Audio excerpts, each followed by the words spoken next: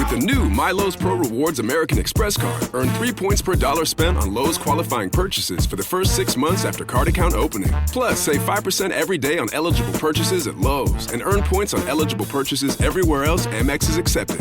Card members get more at Lowe's. Subject to credit approval. 5% can't be combined with any other offer. Exclusions and restrictions apply. Points subject to loyalty terms at Lowe's.com/terms and credit reward terms at Synchrony.com/MLPRA-terms. Visit Lowe's.com/business credit.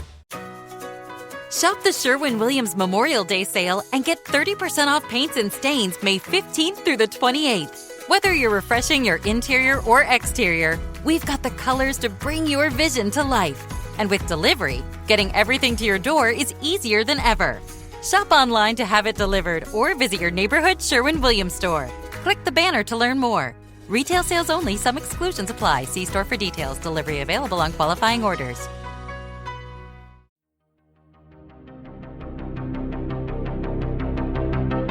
This is Writers on Film, the only podcast dedicated to books on cinema.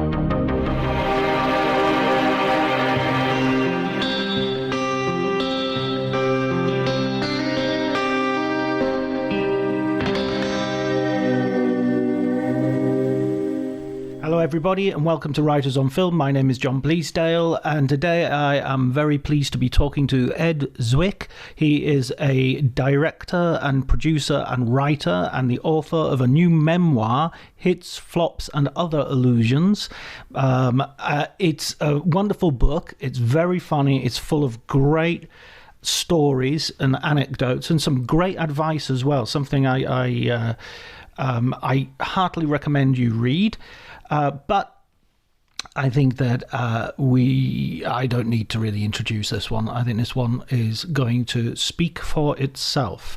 If you enjoy the episode, please remember to do all the things I ask you to do every week. Tweet, X, or post, or share, or review, all of those things. But before you do any of that, please enjoy this very special conversation.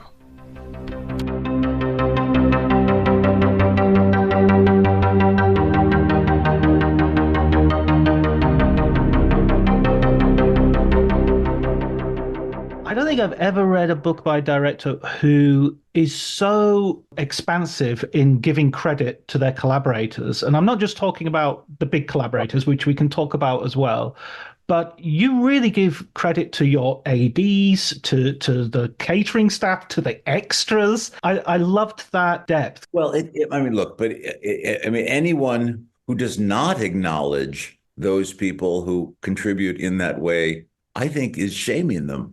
I think that there's a mythology about movies. I mean, at first we think the actors make up the words, that the piano has invented the concerto. We think that somehow the director has somehow magically contrived to create this whole universe. But also, I think that has been perpetuated by a kind of self-aggrandizing description of what the process is. And this is not to minimize what I do, because God knows I believe that what I do is difficult, and I've paid the price for it in every aspect of life. But so too has that dolly grip who's made 10 times more movies than me, and so have the guys in the trucks and the people who've sewn the costumes. And when you actually dig down into the enterprise, the scale of the enterprise, particularly if it's something that obliges you to do things at scale or in period or with effects, the concern with it's an industrial workplace, and the concern with safety and the attempt to it's a graduate school in research, whatever period is, and it's a factory, and it is so many things, and I think that for me, because I came from the theater, which is it's a cozier, more familial little group, really. That's unless the production is enormous, but there is a feeling of ensemble, right? And as I made that transition, it became so clear to me the difference was so marked, and I knew fuck all nothing, and so I really applied myself to trying to learn everybody's job. to see what was going on there, and that in deconstructing it, that I could then um, take advantage of what I'd learned. And in fact, I think that unless you are so self-confident and capable of ignoring the rest of it, it really serves someone to be able to know that, and you can maximize the dollars, and you can maximize the workflow and the economies of scale and all the things that make movies. So I guess when I sat down to write it, first of all, let us say the book was entirely hand to mouth. There was no great agenda. There was no although I think there developed one, certainly as I wrote, and there was no outline that said do this with the book and try to it's what came out, and that improvisational feel that I was trying to do, and almost conversational feel, if you will, is where what led to those things. Because I'll stop in a moment. I know I'm rambling. That when I looked at when I went back and looked at the films, which I'd never really done, what I was struck by was the order of magnitude of the enterprise. How did we do that? What were we thinking to do that? How presumptuous to think you could, do something anti-entropic and hold back the universe so as to create this little bit of 1890s Japan, or a tank battle in the Gulf War, or God knows whatever. And that's just kept striking me. And who are the people who did that? How did we do that? When you read Moby Dick when you're a young man, you read about Ahab chasing this whale. But when you read it when you're older, you're very interested to see how much energy is devoted to the ropes and the knots and the harpoons and all of that, the actual work. Absolutely, absolutely. And going to the origins of this book, this is coming out of COVID. It's one of the better. Well, we were all making sourdough bread, and I was teaching on Zoom. I think this is a better creation. Well, it's not an ill wind that doesn't blow someone some good, right? So it came from that. It sort of enforced you. It forced you, and it was the collapse of the project. So there's the ill wind right there. Is the collapse of the 30-something sequel. And you say there was no agenda, but I really enjoyed. I was really interested in the way the book sort of develops, sort of non-chronologically. That you don't start. Okay, I was born in this place, and off we go.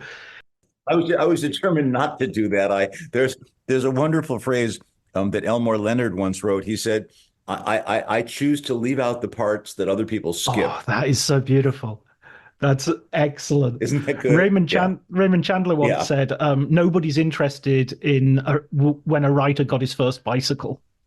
There you go. Exactly. Yeah, and that was, by the way, that was a more, I think, a writerly decision that there could be backstory and exposition on the fly, and that the book could jump back and forth in time. And that if you miss one bus, there'll be another bus coming by, and that would eventually aggregate into a whole portrait, because it's all a mosaic anyway. And by the way, there's the elasticity of film that somehow it is wedded to also. Yeah, I mean, the most obvious comparison would be like Citizen Kane, in which you sort of achronologically build up a life. I'm not suggesting that you are Citizen Kane. Well, thank you for that. I don't think it's very flattering. I mean, Orson Welles, yes, but not Kane. So going back to the sort of the collaborations, I mean, one of the things you begin with really is your collaboration with Marshall as a very close, and almost like an inciting incident in a way, because he lifts you and helps you. Can you sort of talk about that a little bit? Well, I mean, I had two sisters. I never had a brother. I was always involved in sports and team sports, so I'm oriented toward that anyway. But I can't describe what it is to fall in love in that way. You don't plan on it.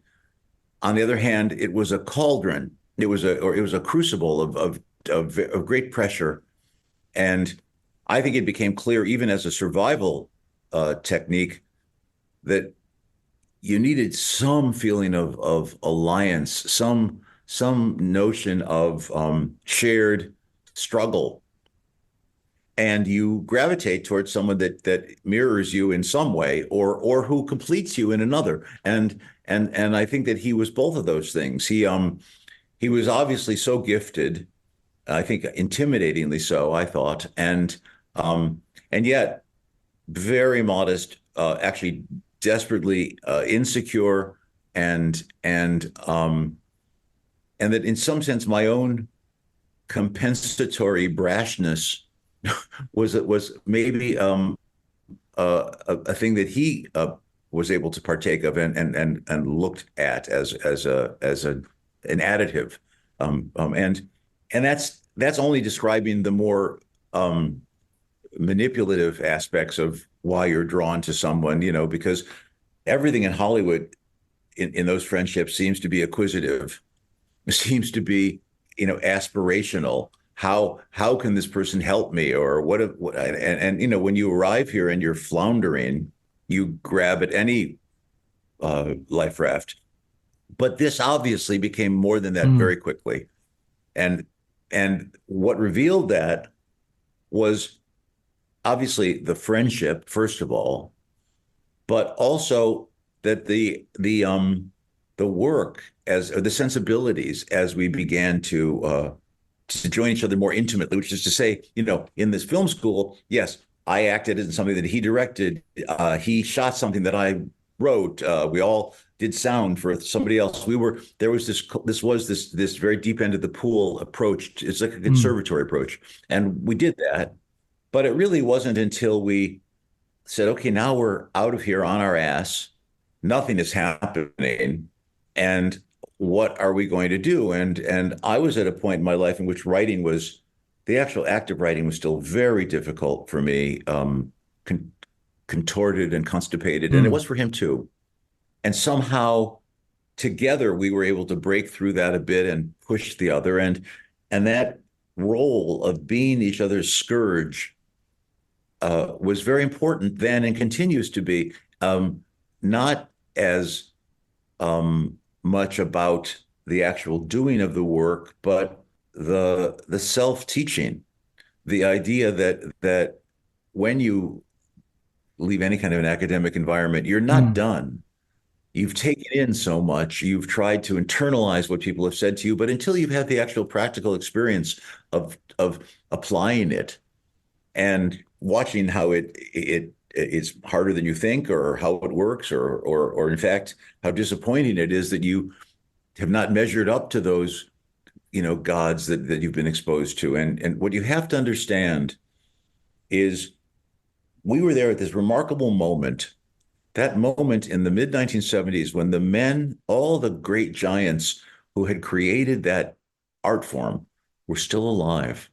I mean, they didn't, they invented it, and if we had King Vidor sitting there talking to us, or God knows, Orson Welles, but others like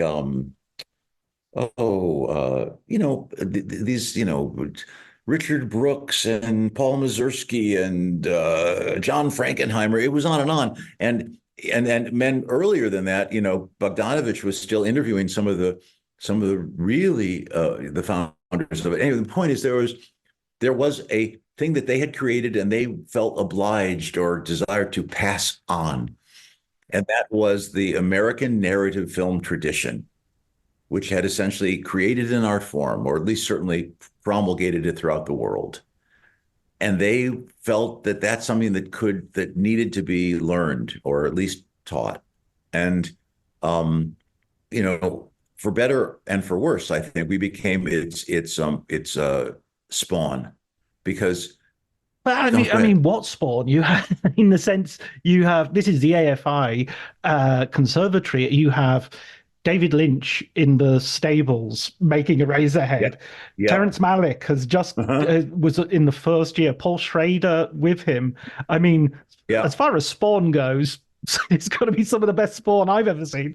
yeah. I mean, yes, and I think one reason is this is an irony. I'm talking about the Mm, American tradition, and yet those who taught us were hardly American. It was Janos Kadar, who was this great Czechoslovakian film, and Paul, and is the conservatory was created by Frank Daniel, who'd created the Prague Film School, and also it was Nina Foch, who was an American, but actually Danish, and actually had been a sort of the disciple of Uta Hagen and Stella Adler and Lee Strasberg, and that what they were trying to teach us was some self-reliance, some belief in your own voice, and the ability to try to reconcile that with a commercial universe that was awaiting you.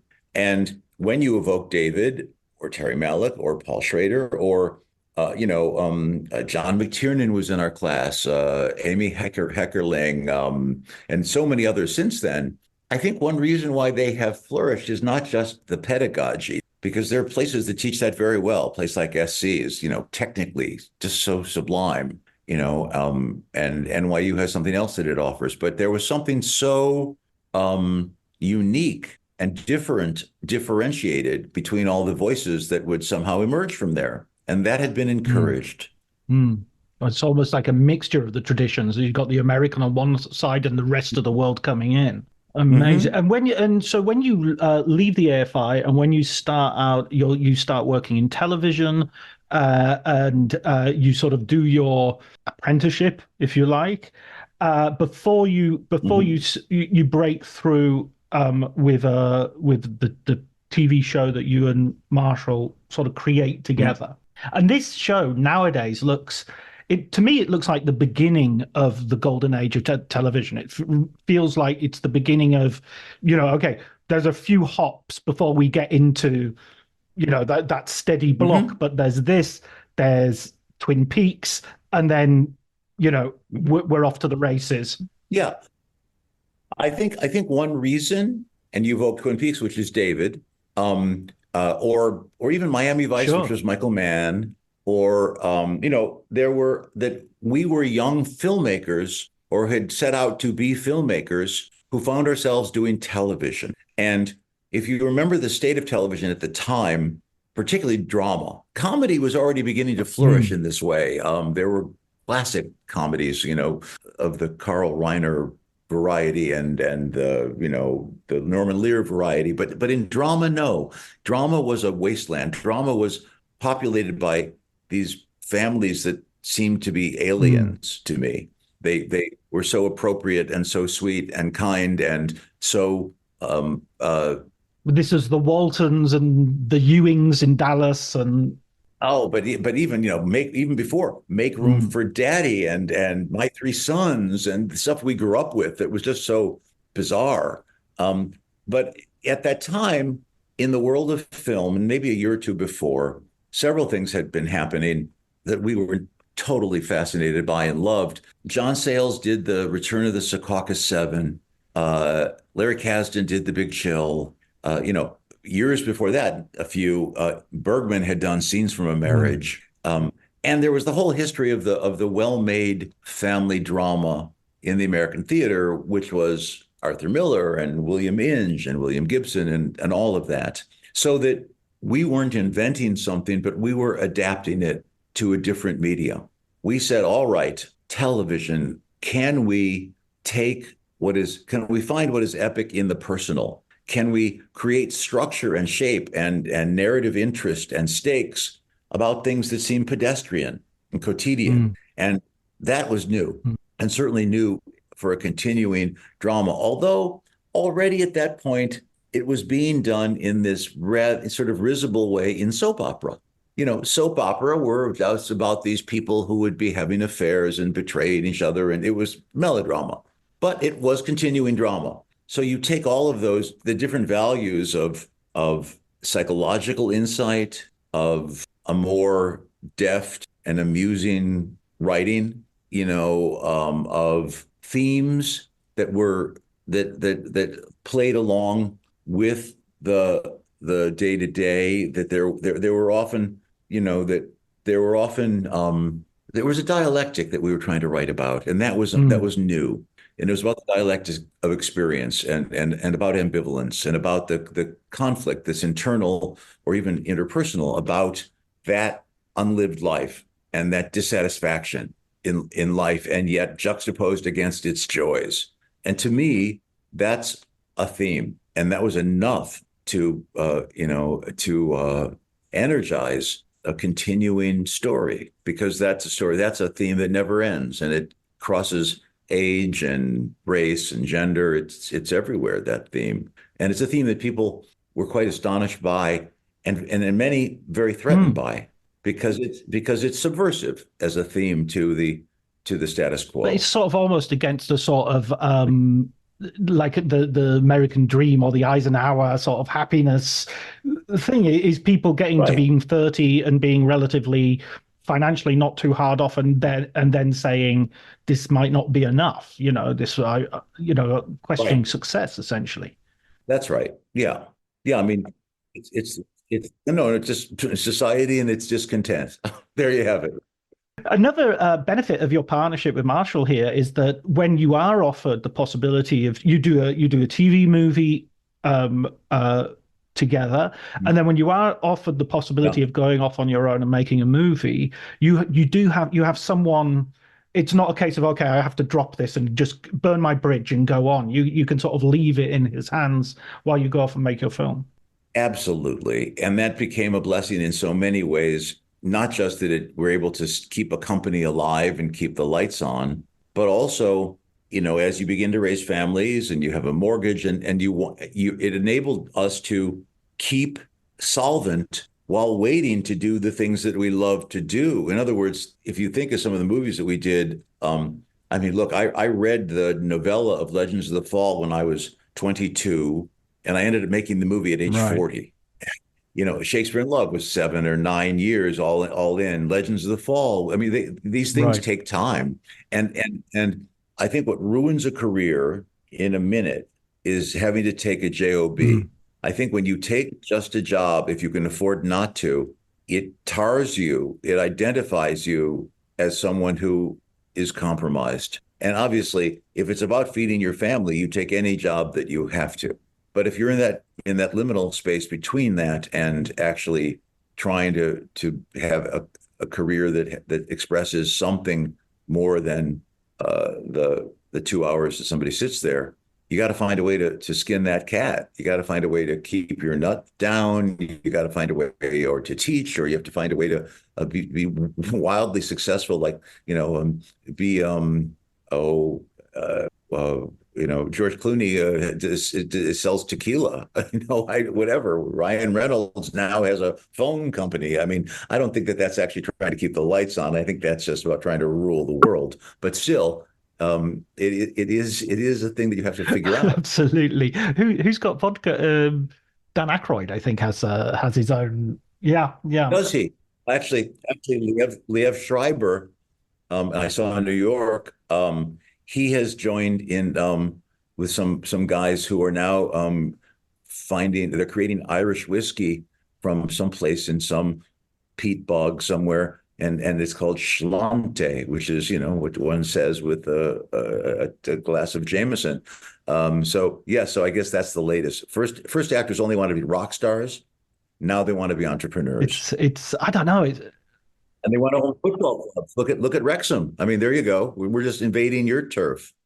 Well, we have someone. Liverpool's my team, but we have the guys who own the Boston Red Sox own our team. So that's right. Sorry about Liverpool last Oh on my Saturday, by the God. way. Oh, why did I bring that up? Why did I bring that up? This is where the interview goes south very quickly. Um, Looking at I mean, you move back and forth between TV over this period, but moving on to your movies, what struck me throughout the book is I kept being surprised as you got into another chapter and saying, you'd leave on a cliffhanger and say it. But next, I was thinking about doing this, and I was thinking, oh my God, yeah, I remember that. And because they feel so different as films. They feel like you're moving from about last night to glory, and then from glory to Yeah, yeah. it's. I mean, that process is.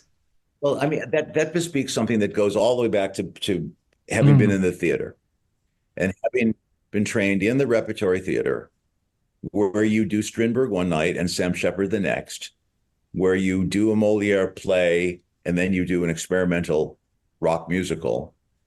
That is where I come from. Sam Mendes is actually a pretty good example of that too. If you look at his work, both in the theater and in film, that he has always done that in a brilliant way, I think. And he tends to apply the principles of one to each in this very interesting way. Yeah, absolutely. One of my favorite James Bond movies as well, he managed to direct, which I was very pleased. He Which did was that? What did he he did direct with Jane? Skyfall. He did I'm sorry, I can't hear Skyfall. you. Yes, Ah, he did yes, you're right. Skyfall You're right. and He did. Spectre, which was not as good as Skyfall, but was still Yeah, yeah, okay. yeah. Of course he did.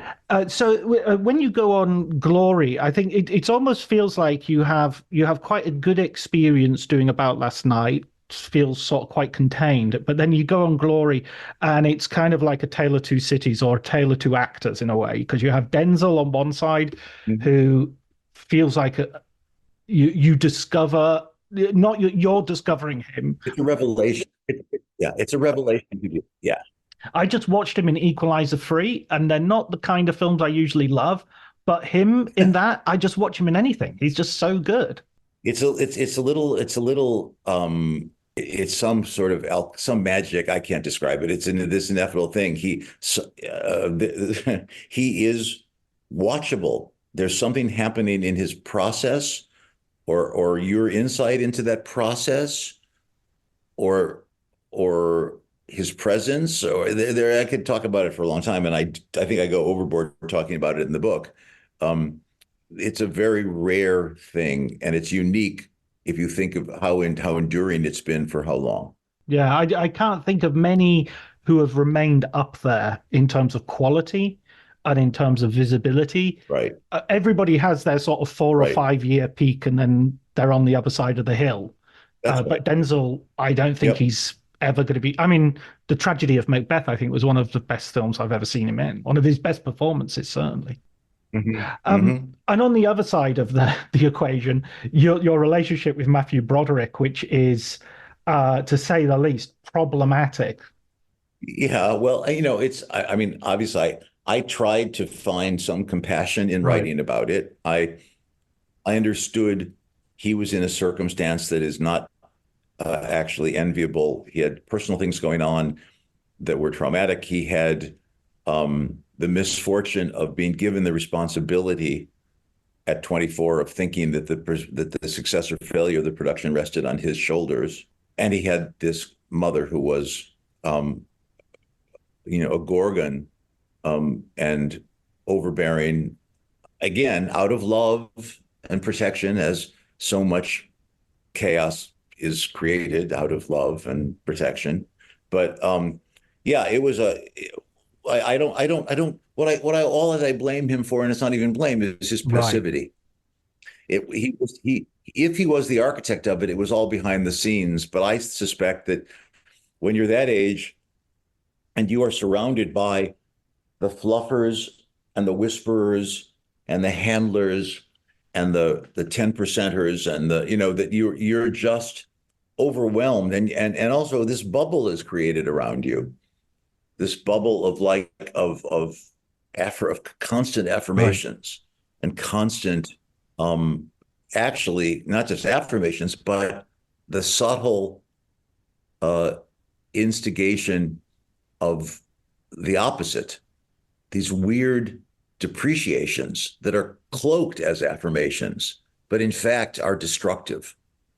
And that's your world. Mm. And it's a hard one to survive, and some don't, and some do. I guess if somebody's always telling you that this is your best side, you also hear that that must be your worst side.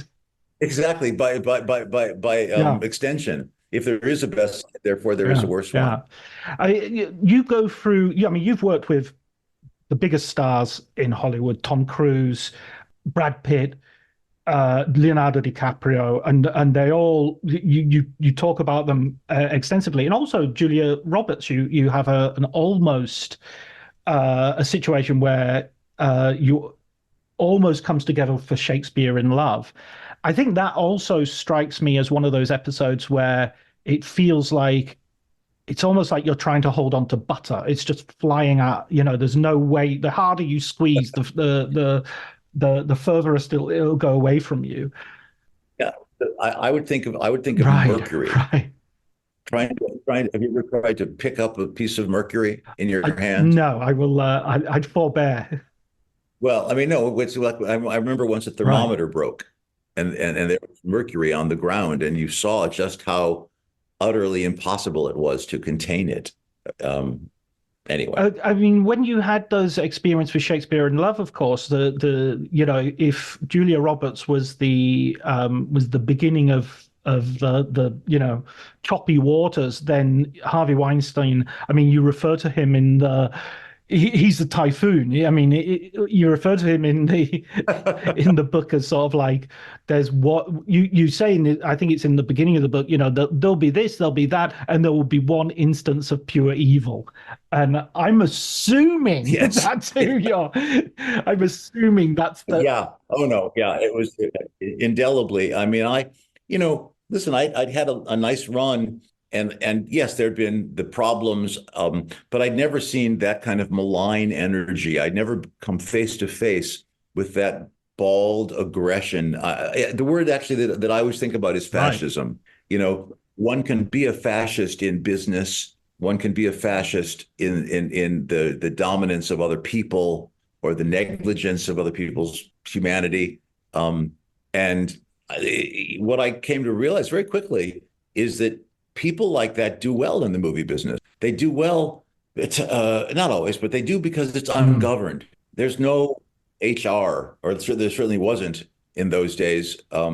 No real scrutiny of behavior. If you succeeded, you were mm, indulged. And he did succeed. Now, his methodology was hateful. It was even hateful to other filmmakers, which no one realized, is he would find 7 films and say, I love this. I'm going to put this out for the Oscars. And it's another one. And he would do that to 7 films a year.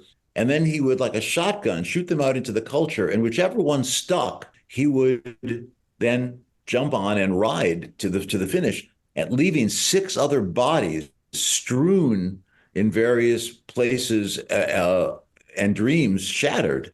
And that was his MO, but it mm, worked. And he was able to sell that. And what people don't also realize is people like that are also enormously mm, seductive. He had a great line of patter. He was not ignorant of the process. He was schooled in it. He was, in the way that someone like Quentin knows every single bit player in every single movie. I mean, Harvey was really sharp in that. So you assumed that therefore he was also in some way noble, or that he was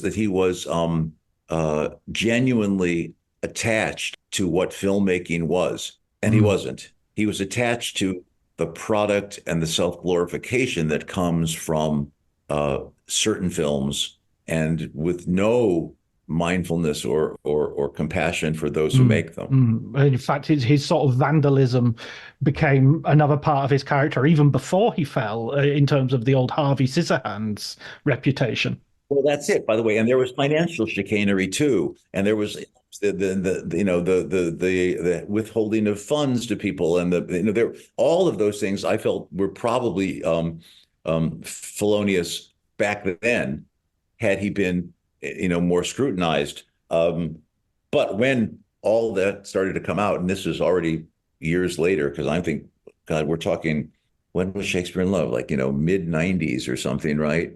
Something like, and then the all the Me Too stuff starts, like about what, 2010, so he had quite a run of being sub rosa. Um, and that too, by the way, when you think about it, had to have taken an extraordinary enterprise. And when you think of the people who were complicit in abetting that, that makes it even more Yeah, horrific. yeah, absolutely. I mean, I remember just talking about the HR element. There's a great film called The Assistant where the assistant Oh goes to the yeah, HR and the HR lays it out to her. Okay, you want to complain about yeah, this? This is what's going to happen to your career, and this is what's going to happen to the guy. So, um, yeah. I thought that was a very lovely movie. Julia, I know a little bit. She's great in it, and also that it's so underplayed. It's so wonderfully unspoken what's happening in the universe around her, which I thought was a little great to see that microcosm. absolutely, less is more. It definitely sometimes works in that Mhm. sense. You're at this point, you're still working in TV. You go back and you do the wonderful My So-Called Life with Claire Danes.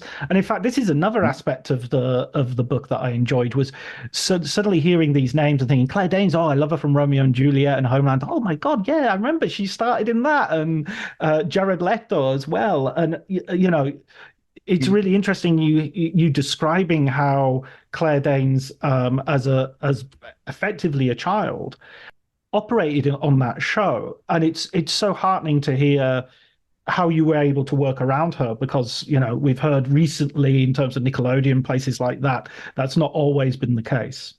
I don't. Yeah. Well, I don't know the story you're referring to, but I do know that child acting was often a very subtle form of Right. child abuse, and saw so many people who were the casualties of it. Claire is the opposite. Claire was in some weird way fully formed from the minute we met her, and she has only grown and grown in her life with these kids and this very interesting catalog of work which continues. Yeah, I mean, one of the pleasures is when people walk into your office or a casting room and you see something that just is undeniable. And there are often those moments when you can't partake of it.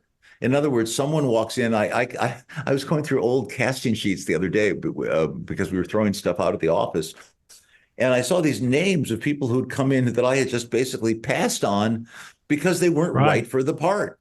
Oh my God, that's Bradley Cooper. He was there twice for two different movies, and I did give him a second thought. And no, there's, whoever. I do tell one story in the book about Annette Bening, who was someone who was up for a part in 30 something who we did not cast because she wasn't right for what we'd written. And then there I am working with her 15 years later. And she reminds me of it because actors never forget that shit. And I think you say to her, "You're welcome." You could. Yeah, exactly. Well, that's because I had the good sense to make it Yeah, true. absolutely. And then on that side, you've got people like Claire Danes who you're seeing maybe for the first time, maybe introducing to the world. And then on the other side, when you're working with someone like DiCaprio, who is at the height of his fame on Blood Diamond, and Tom Cruise on The Last Samurai, both absolute megastars. Uh, um, I mean, that calls for like a different approach, different responsibilities. I mean, the image of you racing a horse with Tom Cruise across, I mean, that was just like that. They should make a movie of the books just to have that scene in it. I know it was, and the complexity of thought, the duality happening in your mind, which is to say, first of all, there's the idea of life and death. I mean, I've ridden horses, but it's a strange horse, a brilliantly trained horse, and yet you're traveling over ground that you do not know, and you're just suddenly, without anticipation or preparation, you're running. I mean, running, and that's already you're thinking about that horse stepping in a gopher hole and catapulting you into the next state. And breaking your neck, and there's that. So you start there. At the same time, there's this sort of mano a mano element of not allowing yourself to show that terror because you're a man of the West and you want to make this Western. And I don't believe it was done as a test. I do not think so. I think it's his natural ebullience, but nonetheless, that's part of it. And then there's this thing that's happening, which is you're meeting this person for the first time and you're trying to take their measure and you're casting. Right.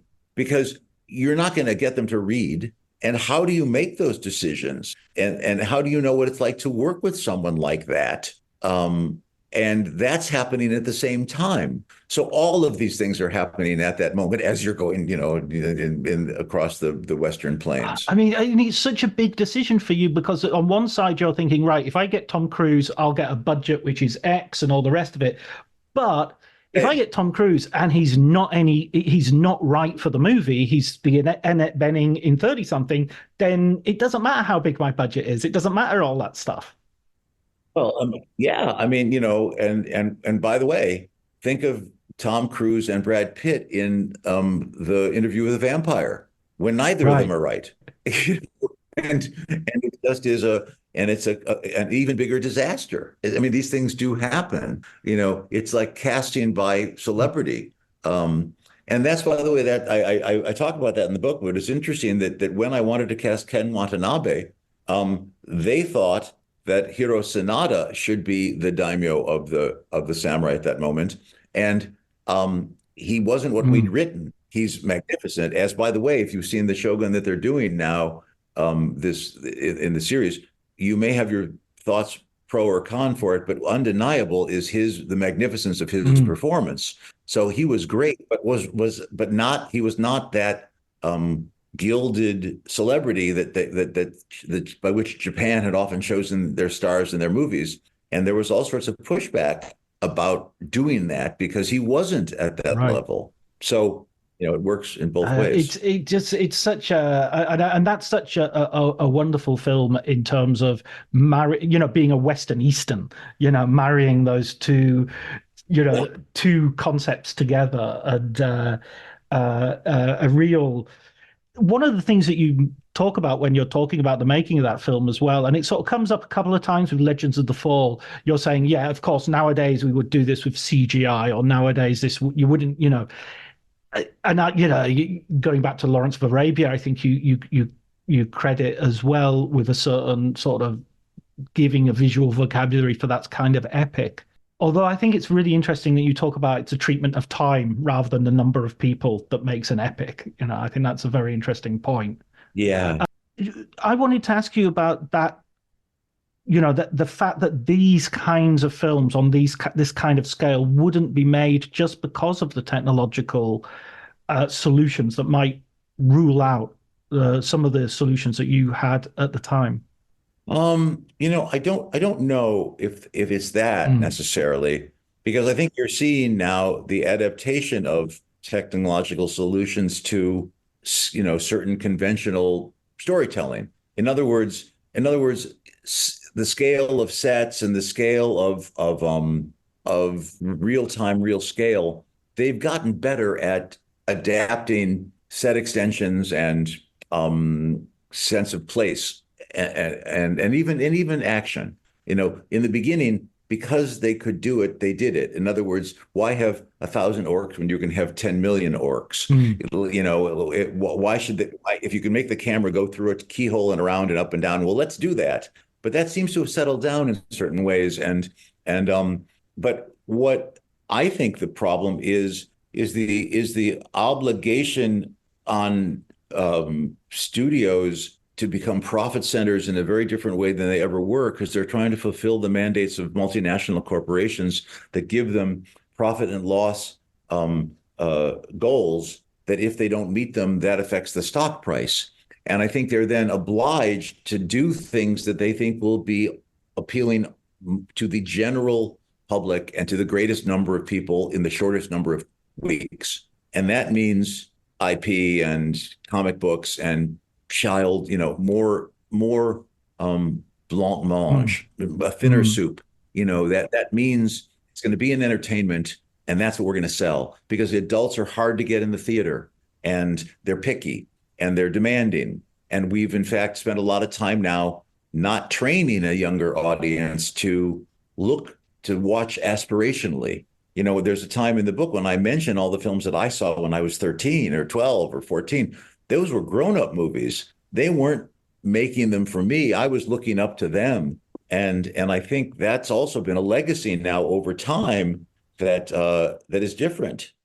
There was a recent article in, I think it was Harper's Bazaar yesterday, about Hollywood, and it was essentially saying that because of the private equity investment in Hollywood, it used this comparison that they were stripping the houses of copper. They were just taking everything out of the studios, and it just wasn't a sustainable financial model for a creative industry.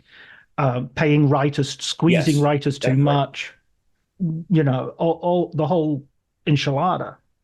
And yes, and they're not investing in R&D in the same way that they did with a number of scripts that they're having been writing, and more writers given work and doing things that they are given the time to do and the ambition to do. It's a lot about ambition. I mean, if you set the bar low and you hit it, well, there you are. But if you aspire in some way and you don't necessarily hit it, but you come close, you're already creating something that is an inspiration to other filmmakers, to audiences, but you are held to a higher standard by critics. Critics are notoriously, I think, ungenerous toward the ambitious film that fails. I find them curiously a kind of, what's that phrase? A nostalgie de la boue. That they are conspicuously eager to be slumming and to show their slumming creds, that they too can like a crummy action film. Yeah, no, you know absolutely. What I'm saying there? The idea that I don't want to be a snob. So yes, Fast and Furious is wonderful, but the latest Martin Scorsese is so disappointing because it doesn't achieve blah blah blah. And well, at least it's trying to achieve blah blah blah. At least it's trying to get there. That's right. That's right. I mean, on that no, I do feel sort of sparks of optimism, little ironic glimmers of light, as W.H. Auden might say, of Oppenheimer. I know, but by the way, this is to take nothing away from Oppenheimer, but that's a man who has earned such currency and such, he has gained a perch, and he's chosen to spend that currency on something like that, and it worked. But I will just say that, having been a member of the Motion Picture Academy for a very long time, that when they expanded the list of those movies that could be nominated for Best Picture to 10, I could not find 5 this year that I thought were worthy of that title. And it did not used to be that way. Yeah. I mean, yeah, it's sometimes difficult to get a top 10, and you find yourself, I mean, I'm lucky because I get to go to festivals and I get to see films from all over the world, and they make up 50%, 60, 70% of, You bet. I mean, I look at, there was a film out recently called The Teacher's Lounge, which came out of Germany. Oh, yeah, of course. Unbelievable, it was great. and it's just like, why don't we have a film about teachers, Exactly. Listen, Ed, you've been absolutely brilliant talking to me, and very generous with your time. I really appreciate it. Thank you for coming on Writers on Film. Oh, you're very welcome. I was going to ask you one thing. Have you looked at what Steve Zalian has been doing with Ridley? Yes, Italy, right? I am. Yeah, and I love Patricia Highsmith. Yes, I've seen the first 3 episodes, I think. Well, I mean, it's quite. I mean, first of all, Bob Ellsworth's work and Steve's work is so controlled and rigorous in a way that I've never seen on television to this moment. I think it's a real step up. But also, it has been in Italy, the fetishizing of Italy for international audiences, I thought you would appreciate, since you are there and you're amidst the reality of it, and you're seeing that 1960s vision of it. I thought that would be amusing to you. I mean, we've got White Lotus. I was in Taormina to cover the film festival last June. And Right. one of the bars, just to go and have a drink, because it's in the White Lotus season 2, you have to book to have a drink there. You can't not you don't I'm There not you even I go. don't want to stay in a Exactly. room. I don't want to but you have to phone up and say, I want to come and have a cocktail or a beer or something. And so I Right, found that. right, right.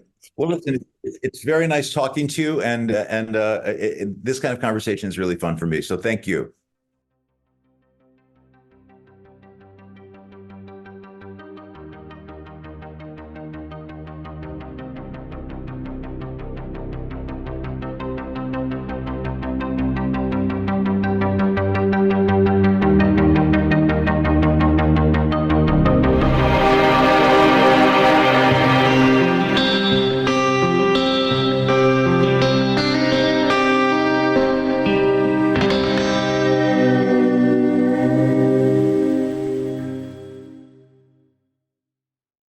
Ready to buy a car, a home, or just want to take control of your money? Your FICO score matters, and 90% of top lenders use it to make decisions. Check your FICO score for free today without hurting your credit score.